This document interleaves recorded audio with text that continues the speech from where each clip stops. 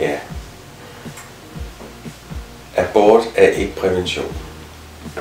Så det er ikke berettiget at få foretaget aborter, hverken en eller flere, hvis det er bare fordi man er sjusket med sit eget sexliv. Det lyder som om, at det er for kynisk at sige, at det er en mulighed, men jeg har desværre også hørt om, at det kan foregå, og det er nok der, hvor man vil sige, at det er ikke i orden, og det kræver en anden form for vejledning. Men abort som afbrydelse af et svangerskab med henblik på at forhindre, at et menneske skal vokse op med meget ødelæggende handicaps, eller en familie skal blive ødelagt, det kan have sin berettigelse.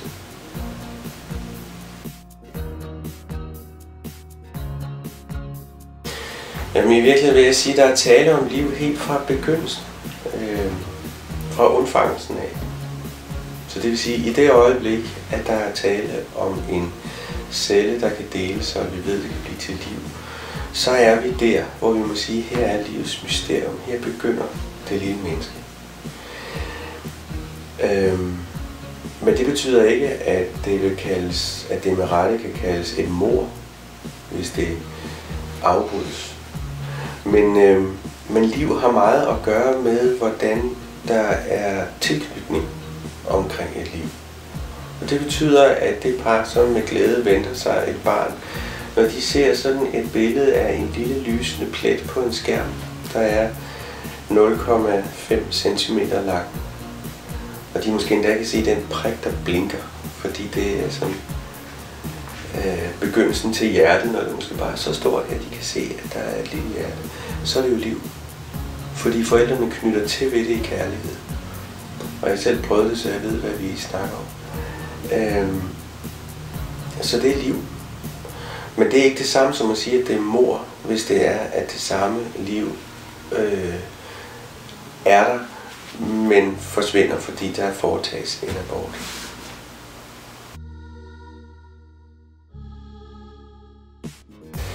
Jeg har set menneskers liv gå helt i stykker, familieliv, på grund af at opgaven med et handicappet barn var for stor. Og jeg har set handicappede skæbner, hvor jeg ville unde det menneske at være sluppet.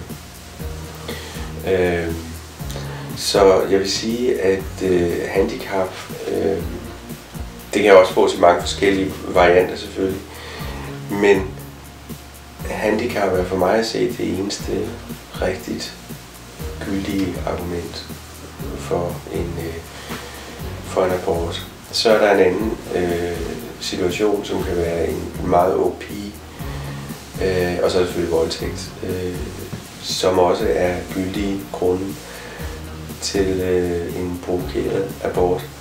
Men hvis barnet er sundt og rask, så burde man i højere grad finde ud af gode løsninger for at bortadoptere børn. Både fordi der mangler sådan set sunde og raske børn til gode familier, der gerne vil adoptere og ikke selv kan få børn. Men også fordi det der er bedre at skabe gode hjem for de mennesker, som kan komme til verden.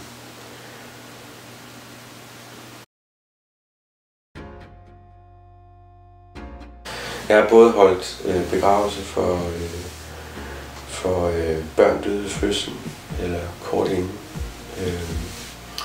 Og jeg har også holdt en andagt for en provokeret abort, senabort engang, som blev valgt aborteret på grund af handicap.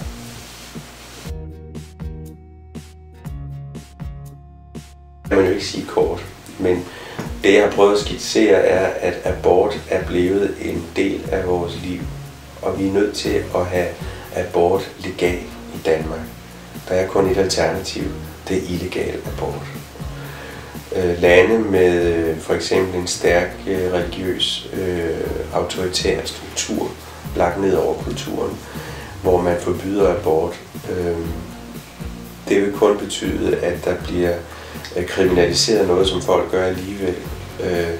Og så sker der det, at aborter bliver foretaget på alle mulige uhumske klinikker, og ting og sager med stor sundhedsskadelig risiko. Så opgaven er ikke at forbyde abort, men det er at informere om dels hvordan man kan undgå det ved prævention, dels bedre støtte til at bortadoptere sunde og raske børn, sådan at det er et reelt valg. Men jeg synes også det er vigtigt at være klar over, at abort er aldrig nogen let ting. Der findes få, som har fået foretaget aborter og ikke rigtig regner det for noget særligt. Og det er i en eller anden forstand mennesker, der enten er afstumpet eller netop på grund af det forløb er blevet det. Så vi skal omgærde det med forsigtighed.